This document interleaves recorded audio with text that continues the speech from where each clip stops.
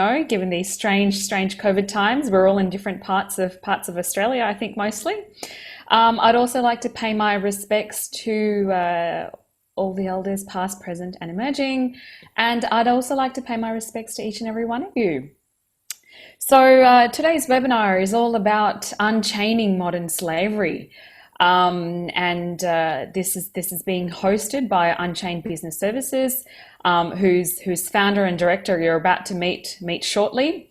The focus of today's conversation is really going to be looking at modern slavery and human trafficking, but going beyond compliance.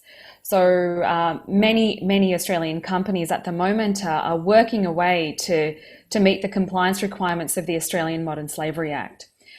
In preparing for this webinar, we were thinking about what is it that would be very pertinent, very relevant, very interesting to talk about. And we thought, what does it actually take to drive change down the supply chain so that we can have some tangible impact in this ecosystem of human trafficking and modern slavery?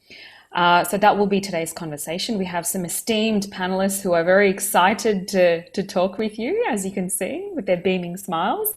But without further ado, actually a couple of housekeeping things. So as you know, today's webinar is being hosted on Zoom.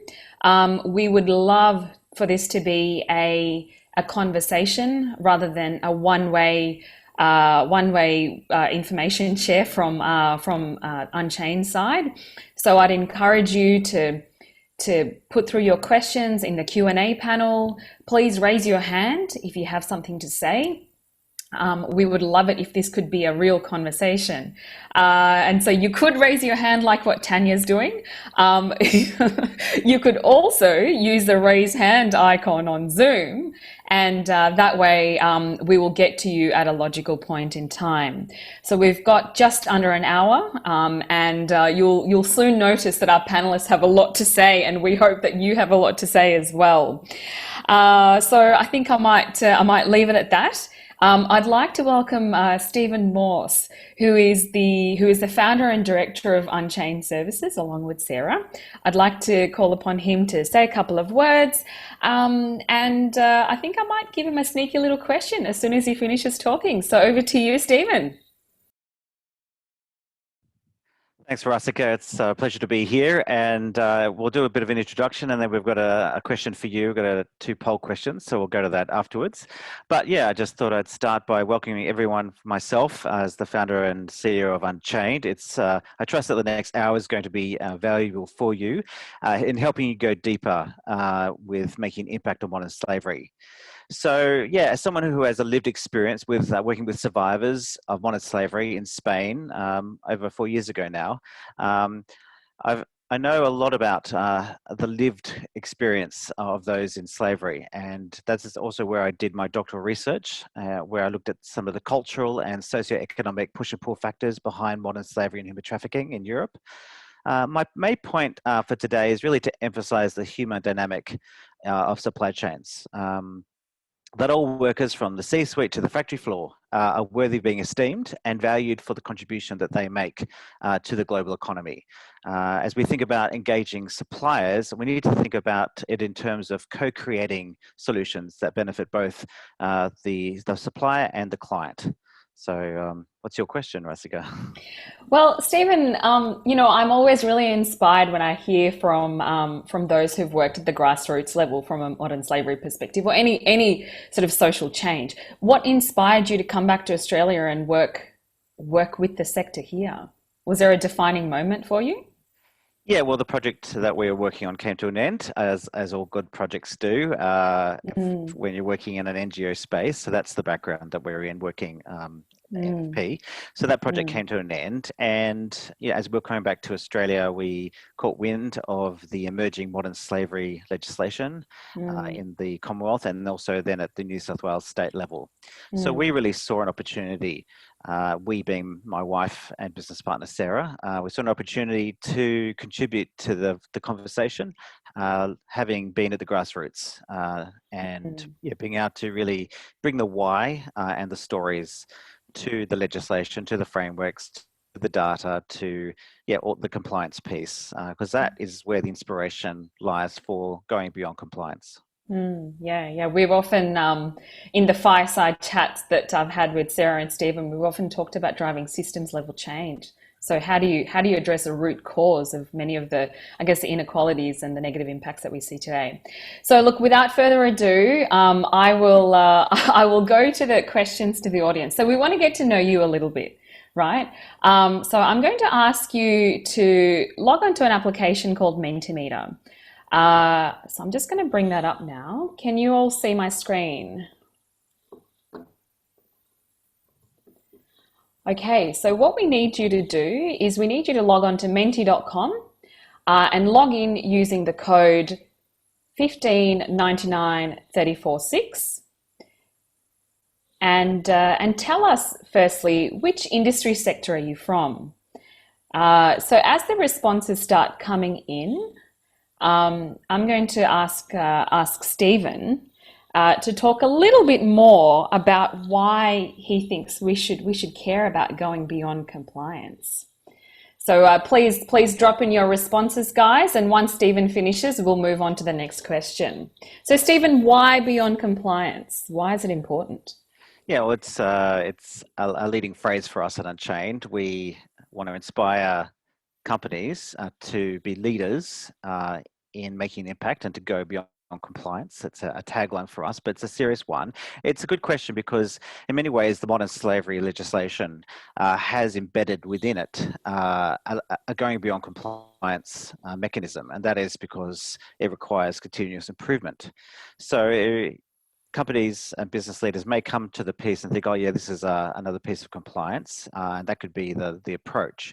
But I think as people start implementing the legislation and embedding it within their organization, they're going to find themselves going beyond compliance because it's going to start impacting all parts of their organization beyond a CSR approach. But it's also just good to think about it, that this is not just a piece of legislation, it's not just a compliance issue, that we're talking about real people on the ground, and people don't often fit into a compliance framework. And so the complexities of modern slavery is such that frameworks and policies and procedures and mechanisms are very important to put in place, but modern slavery is also a conversation. And it requires a lot of collaboration because there are lots of variables, and COVID-19 especially really has upped the ante in these variables in global supply Yeah. chains.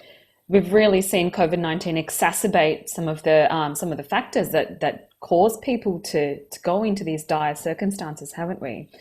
Thanks for that, Stephen. I'm sure we're gonna come back and hear a lot more from you in that regard. Now, if we come and look at our audience here, so we've got a really good representation across many sectors. Come on, guys. There's around 70 people attending today, so I'd encourage you to interact with us as much and as best as you can. Before we move on to the next speaker, who I might add is a multi-industry expert in the slavery space. We will go on to the next question, which is, in your organization, where does the mitigation of modern slavery, the ownership of that, where does it lie? Does it lie within risk? Does it lie in compliance, procurement, finance, legal, or some other function? So off you go, audience. Please tell us where ownership lies. Now let's come back to this multi-sector, multi-industry expert. I think you know who I'm talking about. I'd like to welcome Marie. Marie, tell us a little bit about yourself and talk to us about why beyond compliance. Hi, my name is Marie Christine Schmidt. I've been in procurement for 20 years, working in different industries, FMCG, telco, finance industry, property industry, and mostly leading commercial managers. So leading teams of procurement managers who would go to market and try and squeeze the prices down on suppliers, which we know might come at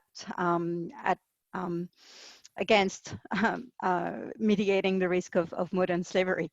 I have been more recently engaged to look at risk in supply chain and managing risk in supply chain, and mostly in governance program. In my last 3 contracts have been in managing the procurement operations, and how can we make the process smooth, but also keep the controls in place to limit the risks of that we encounter in supply chain. Why going beyond compliance? That's effectively a really good question. I believe in collaborating with suppliers and making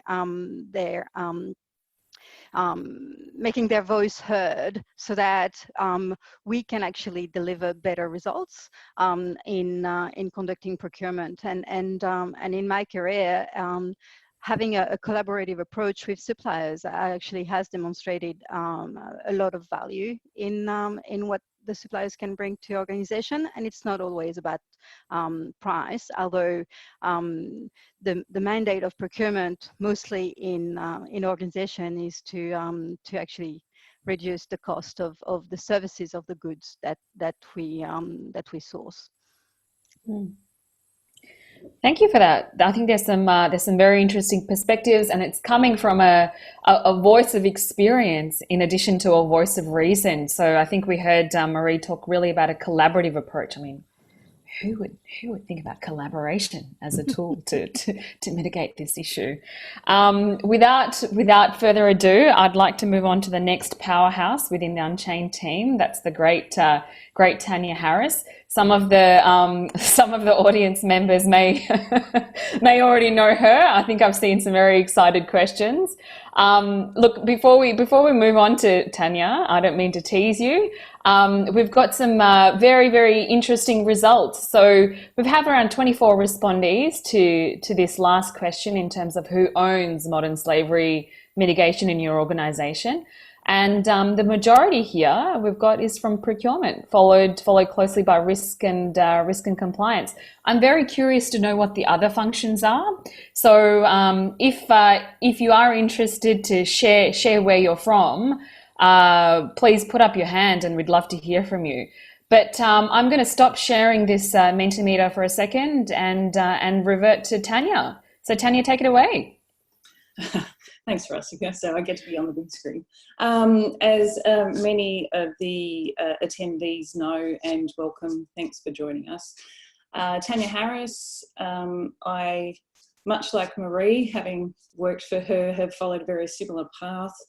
My industry experience crosses advertising, media marketing, telco and IT. Most recently, a health NGO working, which many of you would know, the Fred Hollows Foundation, working in 25 different developing countries, as well as a few developed, as the head of procurement and sustainability. I have been very passionate around the development of the ISO standard 2400 as one of the people that established the Australian Committee, as well as representing Australia in some of the international negotiations. So the sustainable procurement guidance, for those of you who I'd be very surprised have not heard about it. And most recently joining the Unchained team to look at risk, governance and opportunity, which actually brings me to why I think beyond compliance is important. For me, the most exciting part about whether it's sustainable procurement as a whole or around the Modern Slavery Act and the intention behind it is around the shift and the innovation to the procurement profession. I think it's really interesting. We've often sat there negotiating being one of the key I guess, thrills and enjoyment aspects of what we do in procurement. But actually the risk, understanding risk, being able to assess risk, and then transforming that into opportunity, positive opportunity, I think is one of the most remarkable parts about the Act. And the fact that the Act and the methodology in which an organisation would undertake to assess the supply chain, as well as to work and collaborate with, provides amazing opportunities and insights for innovation, which I think is really exciting. Tania, really pushing those boundaries, aren't you? You don't often hear about risk, innovation, and opportunity in the same sentence, but I'm very excited to hear more about your experience and even some of the ideas that you may have, actually. But look, without further ado, I'd like to move on to the next panelist. So Talita, who's going to be speaking next, and I'm very interested about her work in Logistics 4.0. So I'm a technologist by profession, and I get very excited about Industry 4.0, but I want to hear about Logistics 4.0, and of course, our key grounding question: why beyond compliance? Take it away, Talita. So hi, my name is Talita. I'm supply chain consultant, and I've been working in supply chain for a couple of years, so 12 years, in Brazil and Australia. And I came to Australia to learn English, and I started to do a PhD. I got invited to do a PhD in my third month when I was doing a coursework in a master's in supply chain at University of Wollongong. And the plan for my research was Logistics 4.0 because I was passionate. My husband is an IT person, so I was passionate about technologies and Industry 4.0, and I was a logistics person, and I decided to combine both. So, and then I ended up looking at Logistics 4.0. But then I met this amazing couple, so Sarah and Stephen Morse. And I got very inspired about the Modern Slavery Act and what they were doing in Australia.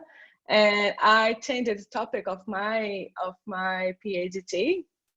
So now I am researching the technologies in logistics and supply chain to address modern slavery. So how can we use machine learning or Internet of Things or big data to address modern slavery? So this is the point that I am now. So, but now I am like very close to publish my first paper, which is just about Logistics 4.0, around the definitions of that. And why beyond compliance? Well, first, I really wanted to put a purpose in what I was doing, so which is supply chain. It's not just about supply chain and logistics. I wanted to have impact in people's life. But why beyond compliance? Because I really think that we can add value to the company. So we can create value to the companies if we do this together. So I think compliance shouldn't be just a tick and box approach, which should lead a real change to the world. And that's why I think we should care a bit more about this, because we usually have compliance and code of conduct in everywhere, but we have to go beyond. Thanks for that, Talita. I really want to be your friend, given given what you're researching, and I also agree with you. And I think, especially given the area you're researching in technology, it can't afford to be a tick in the box approach anymore as well, because data is going to speak, right? It'll be blatantly obvious. Thank you very much, esteemed panel, for your introductions and for providing the base case. If there's anyone in the audience that disagrees, please feel free to voice your comments, and please feel free to put forward any questions you've got. But I'm really interested to understand from our experts in the room. It's great that we should go beyond compliance. You've convinced me. How do we do it? How do we do it constructively? What does best practice look like today? And perhaps you even have some case studies or examples that you can talk about. So I'm going to throw this to Tania. Tania, would you like to take this one first, and we'll make our way through the panel? Look at her; she's very excited. Well, most of you that know me quite well know that I'm a bit of a nerd when it comes to risk, because the compliance piece and the tick and flick exercise, which many of us have actually had to do, when you actually transform that by asking the right questions to be able to actually assess and understand your risk, But what the gaps actually identify is the opportunities. And that's the opportunity to collaborate. That's the opportunity to have positive impact. It's the opportunity to go beyond.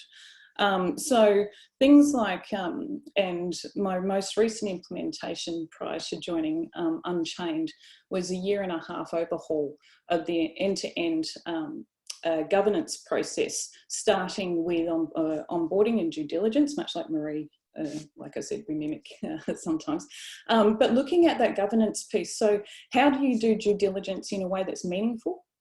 So it's not just a tick and flick, because somebody can say they have a policy in place, but how is that actually implemented? Having a policy is not really the be all and end all. And I'm sure that we've all got great policies, but how that's actually implemented on the ground and asking for evidence.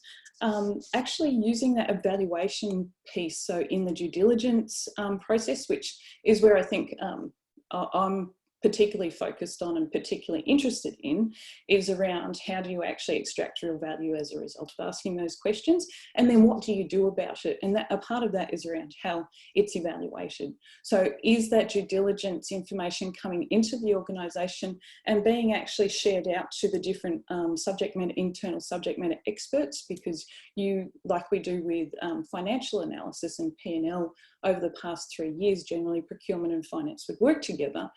What about other areas like environment? What about other areas like human rights? And particularly if you as the procurement person is actually undertaking the process, but may not necessarily have that expertise. So it's also around that continuous learning process as well, because when you're actually assessing other organisations' approach, it can provide you some insights on what you could do to augment and revise your own. So I think that's really exciting. Wow. I could go on. Go on. No. I'm sure you could. My brain is exploding.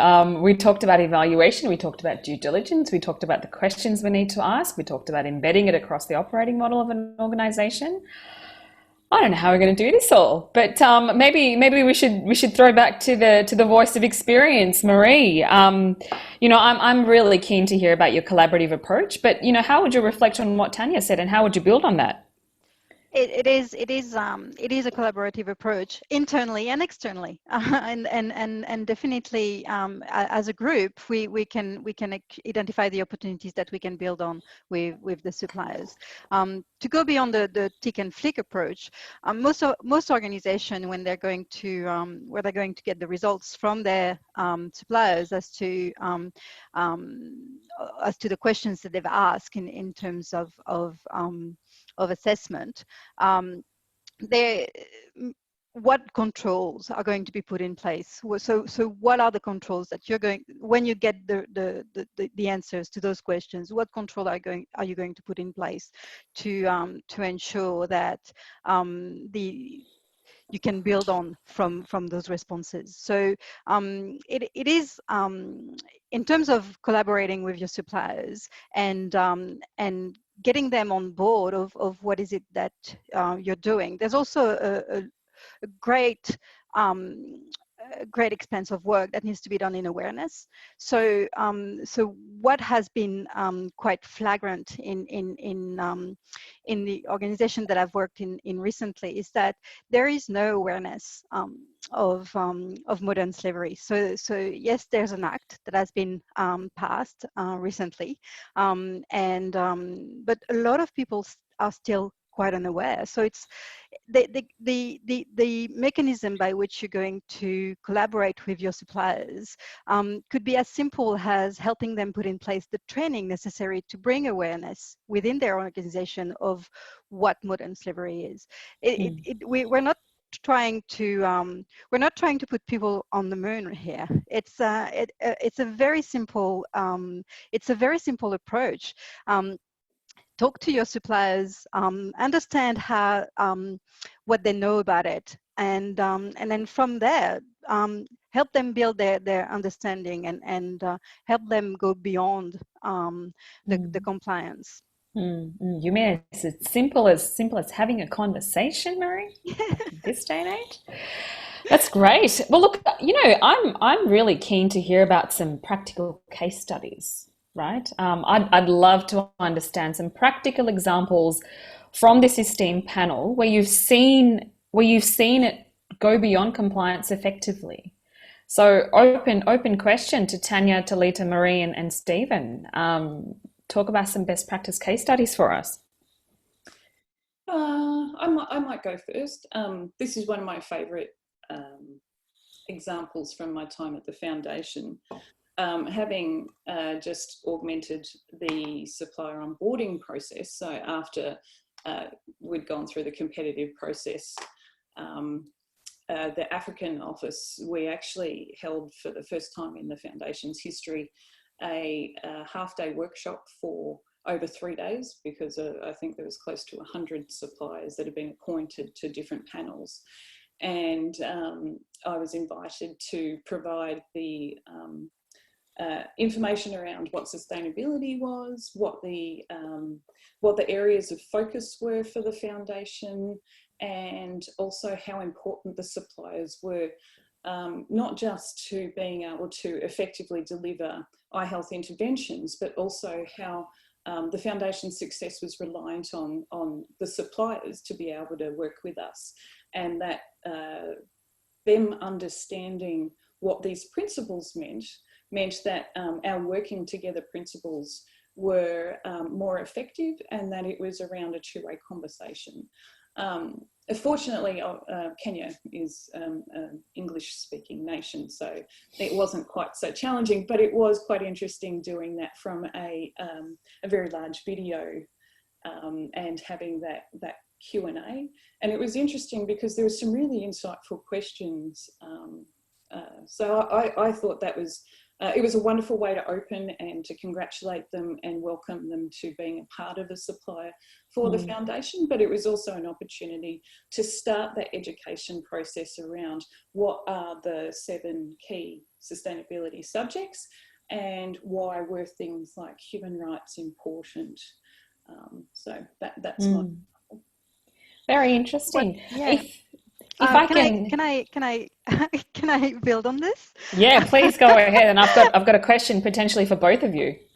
I think that collaborative approach actually is also quite important, as we will see in the supply chain, suppliers having to respond multi-times to the same questions. So so it's not necessarily so if you want to take it further, you can even have group of suppliers coming from different industries. If you're afraid of the conflict of interest of having suppliers share commercial in confidence information, but you can have them grouped into forums and try together to address those critical questions.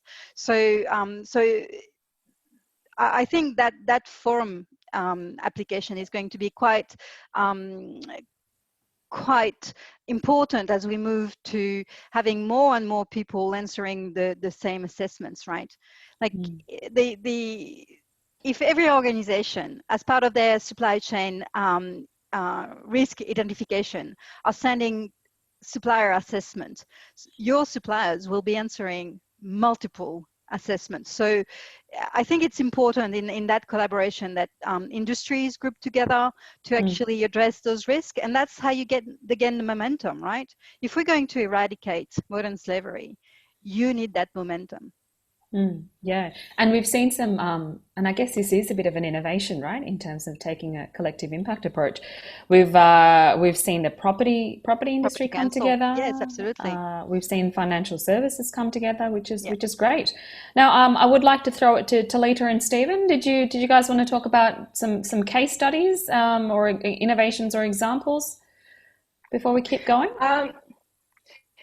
So in line with what they said, so if we start engaging the first tier, so in a practical way, so if we start engaging the first tier, so our suppliers, so and then educate them, it can be like a bull effect approach. Like we usually heard in supply chain management as a bull effect as a negative impact because they usually have, but in this case, if we start engage in the first one, they can start engaging the second tier and so on. So that's what they said. It's perfectly a case of pull effect, positive way to impact the whole chain. So take that little first step, or maybe big first step first. Big first step, and yes. see where it goes. Yeah, fantastic. Stephen, did you want to add anything to that? Yeah, look, as someone who is engaging companies who are at different sizes, I am mindful that the awareness piece is still something that's out there. As much as I want to take the conversation beyond the basics. It's amazing that the basics are still required. As I speak to receptionists and say modern slavery, and they have no idea what I'm talking about. So at that level.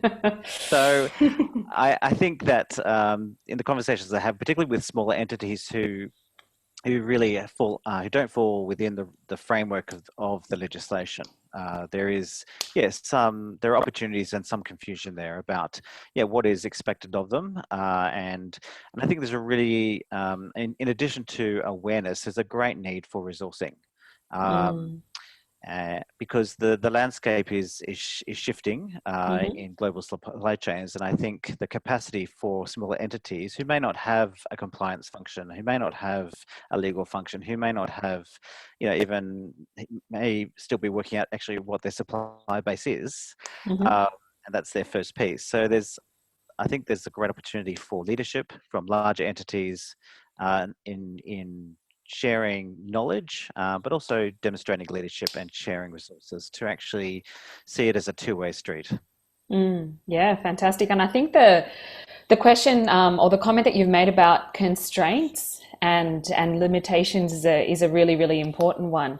I would like to build on a thread that thread that Tania just brought up while she was speaking, but we might do that.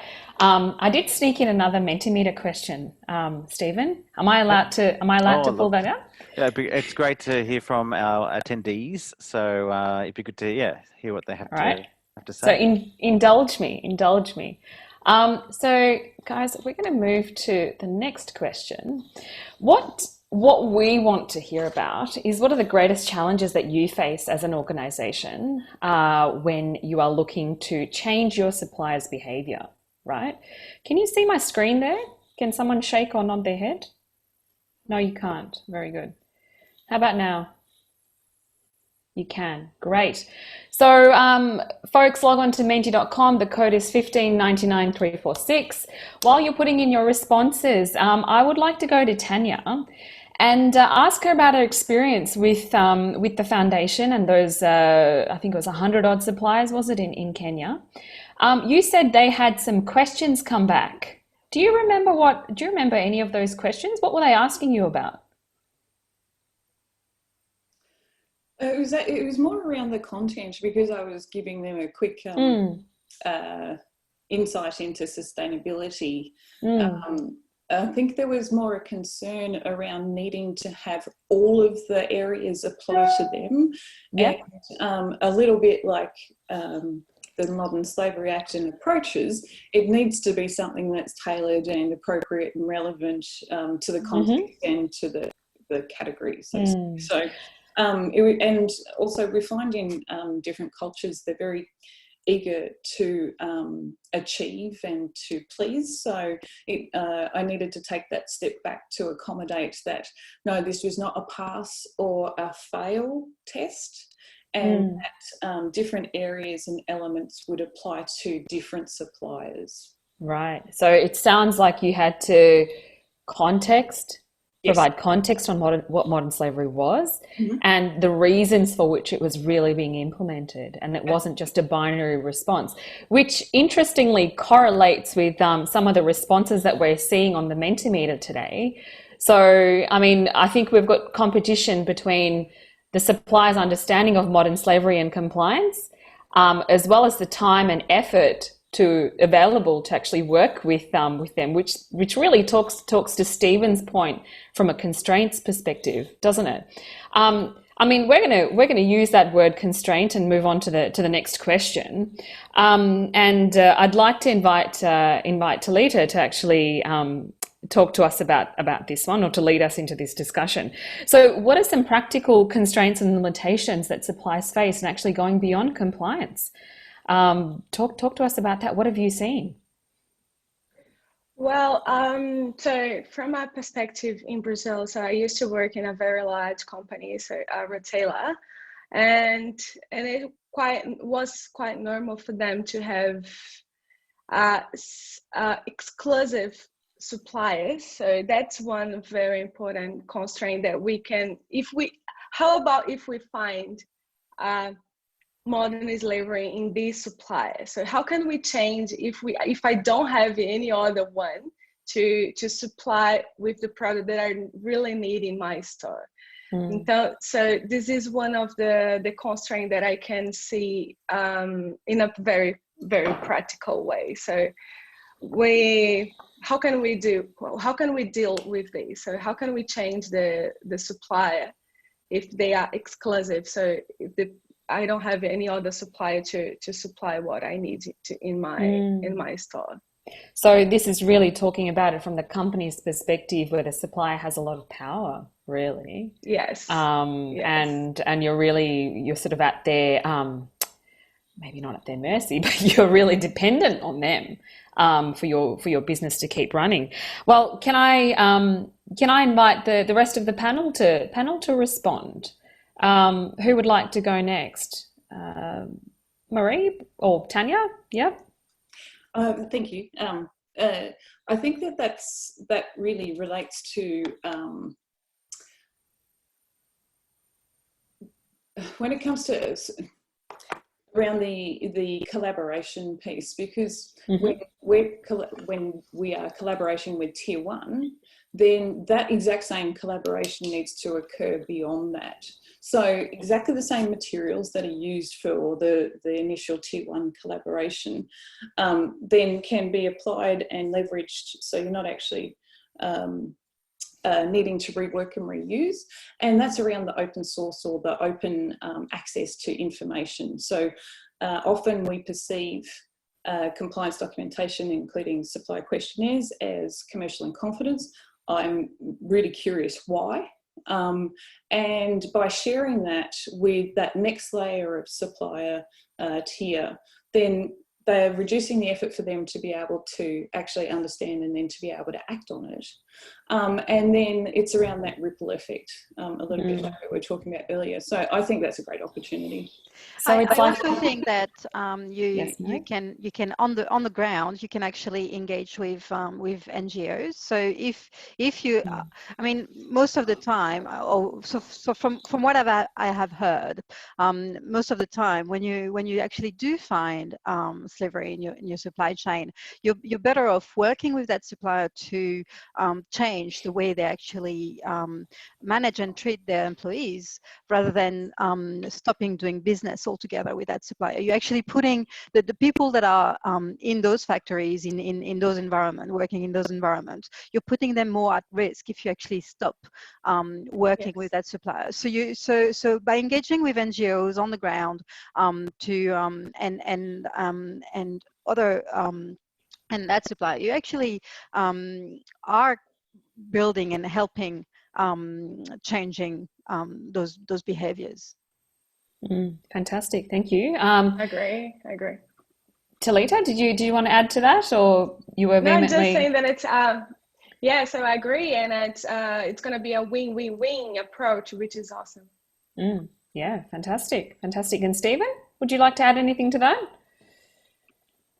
Look, in terms of how to the benefits of sharing and sharing down the supply chain, I think is definitely there's scope there for people to as they share that information, then the capacity it rises. So as you know, particularly as we think about the changing landscape of the supply chains, it's more that we need to think of it as a dynamic that's shifting. There's shifts that are happening, and so we need to be willing to be open and in a sense minimize those resistance points, minimize the the restrictions to make the transparency and the traceability possible. Yeah, and it's going to be interesting to see what the fallout from COVID is going to be as well, right? Yeah. In this regard, I would like to sneakily talk about something that Tania and I have spoken about in the past, which is an innovation relating to how we look at costing of products and services. So Tania, can I invite you to share a couple of your thoughts? I'm going to actually pause Mentimeter. Sorry, Tania, before we jump to you, I'm going to put another question in the background, folks, but I'm going to take it off screen, which is, just give me 1 second. Technology is not being my friend today. There we go. All right, so this is really leading to today's discussion as well as future discussions. We want to hear about the topics that you want to talk about in the future. So while we continue with the conversation today, please feel free to put your thoughts on Mentimeter, and we will come back and we will look at what you've said. So over to Tania. Talk to us about how we cost these things. So there's a few elements to this, but in the ISO 2400, one of the neatest and one of the most exciting parts around what we actually developed was trying to cater for future cost calculation methodology that didn't actually exist at the time. And so that is looking, we all are very familiar with acquisition costs, so the purchase price, then you've got total cost of ownership, then you've got life cycle analysis and environmental costs. But particularly for the human rights and modern slavery space, the thing that is qualitative rather than quantitative at this point in time is around monetizing those social externalities. So in the ISO, we actually have a really neat, easy to understand diagram which talks about the whole cost. And it points to externalization of those, monetization of those external social costs. Now, we know that the UN has been working on looking at how that actually can be consistently applied, and they've been doing that for a few years. It's still a little bit wishy-washy, and I think that we're seeing a lot more conversation around social impact and social impact frameworks, and I think that this is one of the wonderful pieces that will come out of so many businesses are actually having to start to look at that. It's around consistent frameworks around social impact and being able to measure the true cost. And so we know that we can do that in health. And if we look at the tobacco industry as a really good example, governments can calculate the cost to the healthcare system by people smoking. So therefore, the incentivization to reduce that was actually around cost saving. So if we can apply that in the same kind of context to modern slavery, I think. Well, we're really seeing a convergence between sustainability and various other factors of social risk, like modern slavery and human trafficking, and often they're proxies for each other. But also we're seeing it in disciplines like financial services. I think there's a large bank in Australia which has felt the pain of that recently, but we're also seeing it internationally as well, right? Investment as well. So ESG is starting to really look at those calculations for returns, and so it's actually changing that return on investment perspective as well, which is awesome. Yeah, so it's taking it from a return perspective and a risk standpoint as well, isn't it? So it's really looking at it from those two angles. I guess the next question that I have for the panel, and there's a couple of questions that are also coming through that we will get to in a second. In what ways could companies be supporting suppliers? How can they be working collaboratively with suppliers? So we've talked about training, we've talked about dialogue. What else could they be doing? Open it to the panel. Well, I'm sorry, and please, the rest of you know me well, please tell me to, back off.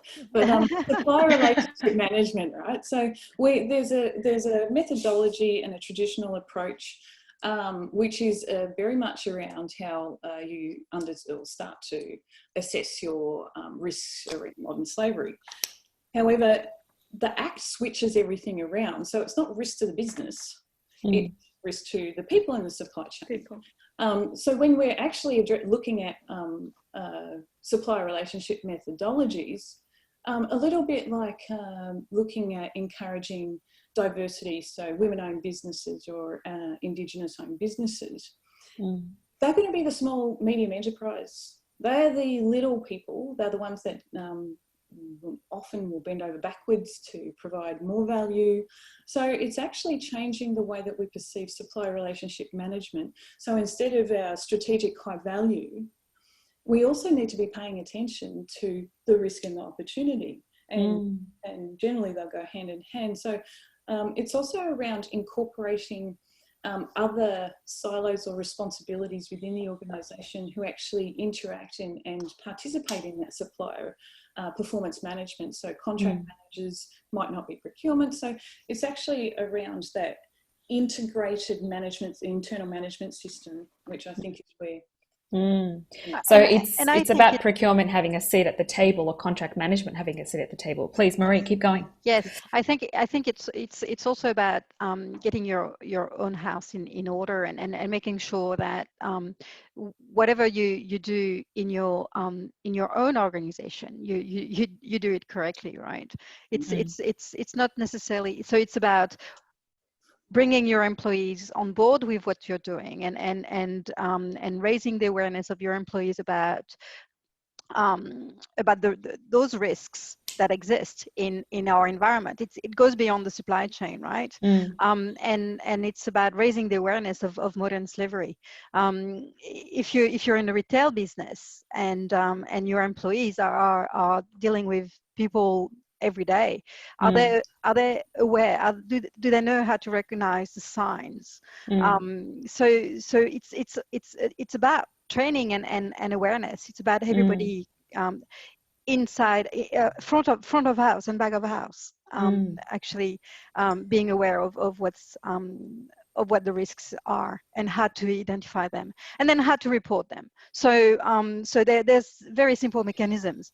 You've got to and let's use those mechanisms. Fantastic, thank you. Now there's a couple of those mechanisms are actually on the Unchained website. Thank you. Thanks, Marie. I love that little plug there. Now, there's a couple of questions that have come up. There's a question around the New South Wales Modern Slavery Act, but what we might do is we might come back to that one. I have a question that's centered around a couple of points that Marie was making, but I might open it up to the whole panel. And it is a great questions, but it's there's a couple of chunky parts. So let me read it out to everyone. So the first part is how can we work with suppliers where our own, as in the company's resources, are limited, or where the company doesn't have a dedicated compliance team? So I might just pause and let the panel respond to that. If I start with the last aspect, because I think the time constraint piece is perhaps the largest barrier to being able to really start to be highly impactful.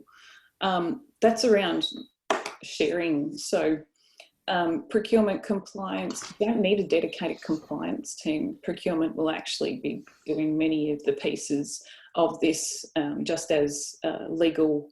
And who's the budget owner? Who's the person that owns the relationship with the supplier? Because they have a vested interest in ensuring that the performance is maintained or even enhanced. So it's around internal and external collaboration, which we all know takes some time and effort, but by sharing elements of that within the right roles in the organisation, you can collectively achieve the outcome. And I think that this is a really big shift, and that's why I think it's really interesting It actually gives procurement, like you said earlier, the opportunity to really sit at the table, because we should be driving this. I find it really strange that compliance and legal is driving modern slavery action when it's procurement's responsibility, and it should be really exciting and something that we can deliver on. Yeah, well, given and the... I think, Sorry, go on, and the Stu. thing is too, when it comes to, there's lots of resources available these days. So no one really has to invent any wheels. There are lots of resources available online that are free that are understandable, they're digestible. And if you need assistance, that's what we're here for at Unchained. But there are lots of platforms, tools, mechanisms, resources that companies can utilize, and and they can bring their suppliers together and work together to reach compliance and to do the due diligence. And I think, yes, there's time limitations, but when we think about reputation, yes, and I totally agree, it's about the risk of, when we talk about risk, it's about risk to suppliers, but if you can't really get there, if you can't really get that far, and you're thinking about risk to your business, well, begin with thinking about the risk to the relationship between you as a client and your suppliers, and let that flow down the supply chain. Yeah.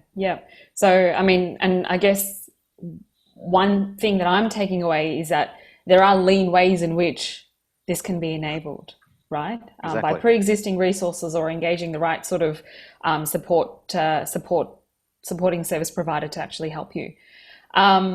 Great. And it's not always relying on procurement to actually do the work, right?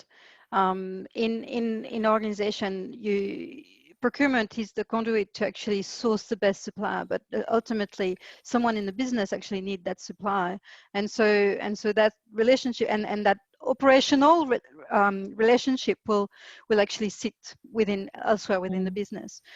So for organizations that are big enough to actually have a procurement team, the relationship with the suppliers are managed mostly by the business. So that responsibility in engaging the dialogue can be done at that operational level. Sure. We've got 6 minutes, folks, and there's a couple more questions that are coming through that we want to tackle. I do want to get to the second part of this question, and I'm going to ask the panelists to give us maybe 15 to 20 second responses if you can. The second part of this question was really around how do we incentivize or build a business case for the key decision makers in the company to invest resources to work with suppliers. I think this is a really, really important point. Open it to the panel for a really quick response before we move on to other questions. Okay, well, my 20 seconds is I don't think you can afford not to. So in this there's a compliance exactly. There's a compliance trigger here. So yeah, but it's also we live in an age of purpose, and we have a young generations who are looking to work with companies that operate with purpose and vision in a sustainable way. So as the world increasingly says we want to be sustainable, and as workers want to go to work and not just sit in front of a computer, but actually believe that they're contributing to a greater cause, then that cost alone, the cost around worker retention, workers feeling stimulated, inspired, energized to work, that cost is alone needs to be built into this. And some customers vote with their feet. So if you don't demonstrate that you're actually addressing the right questions, they'll walk away from your services or products.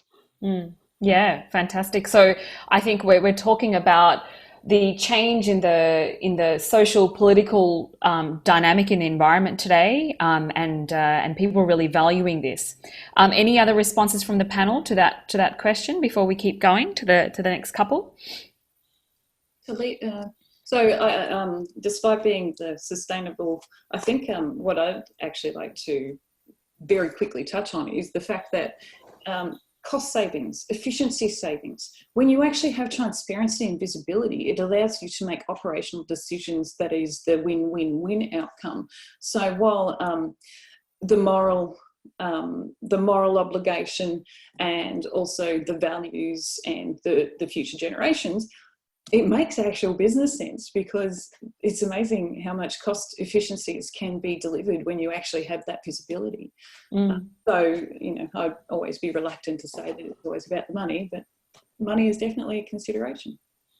We live in a financial ecosystem, don't we? Among others. Fantastic. Okay, so I've got a question here from Francois, which is, I'm going to read it out because we're limited on time. And Tania says hi, and so does Marie. Organisations need to understand their legal obligations in order to successfully implement policies and procedures and reporting structures at a company level. That is to ensure they move away from minimum compliance to world class. I love it.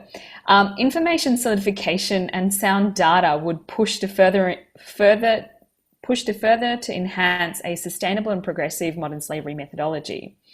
What is the best approach? Again, 20-second responses before we talk about the New South Wales Modern Slavery Act. So on the data, like the data is key to identifying your risks in the modern slavery, to identify your risk in your supply chain. So you do have to rely on excellent data. But again, the conversation with your suppliers, have those conversations with your suppliers. Right. Talita, do you have anything to add to that?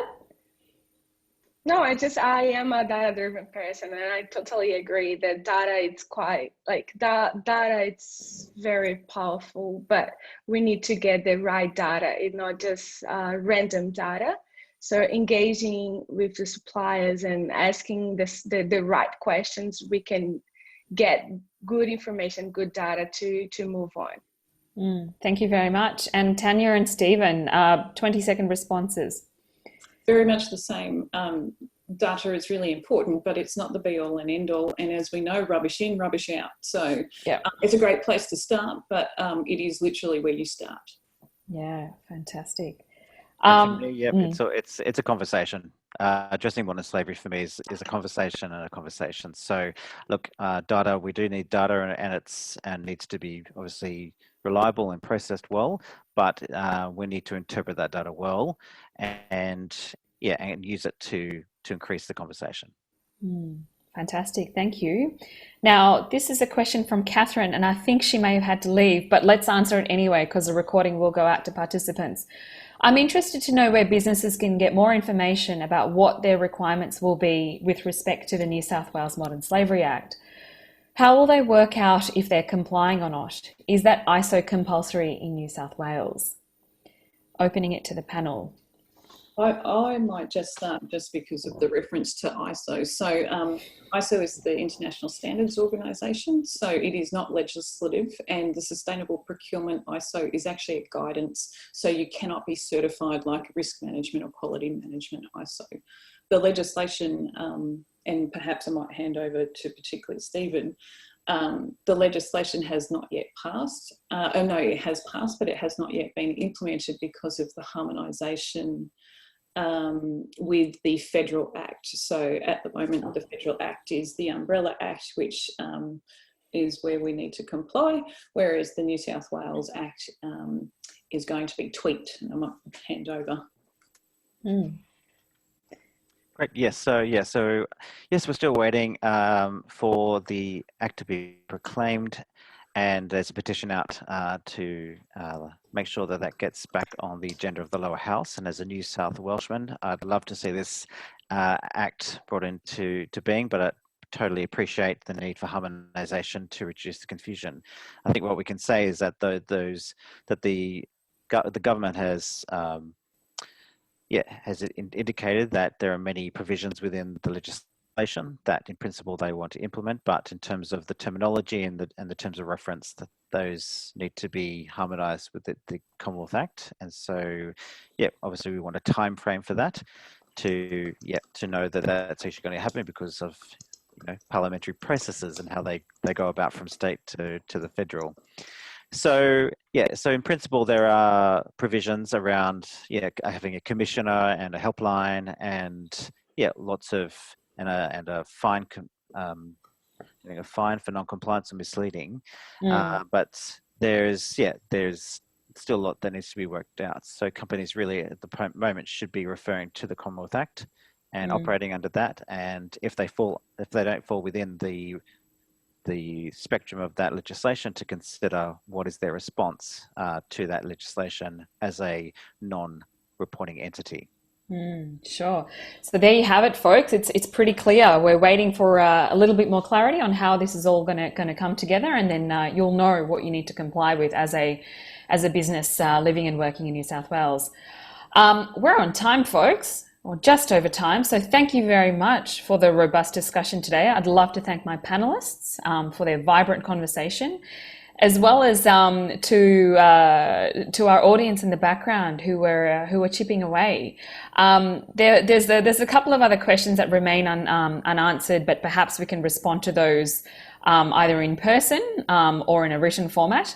The recording will be sent out to everyone, and I think we may be even doing some of the key insights from today as a bit of a write up for participants.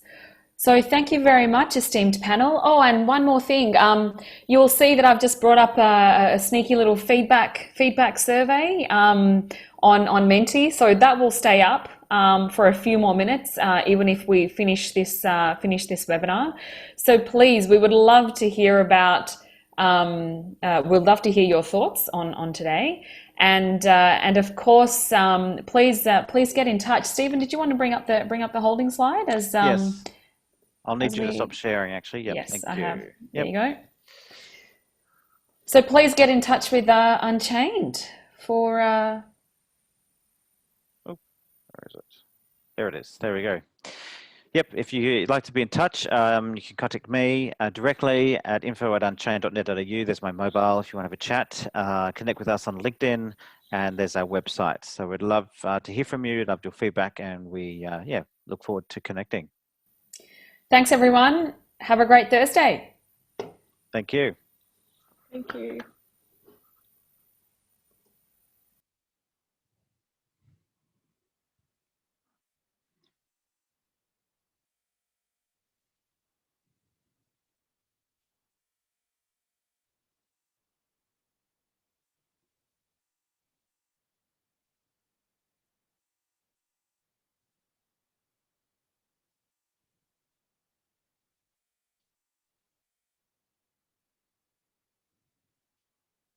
Okay. Are we staying for a debrief? I don't know.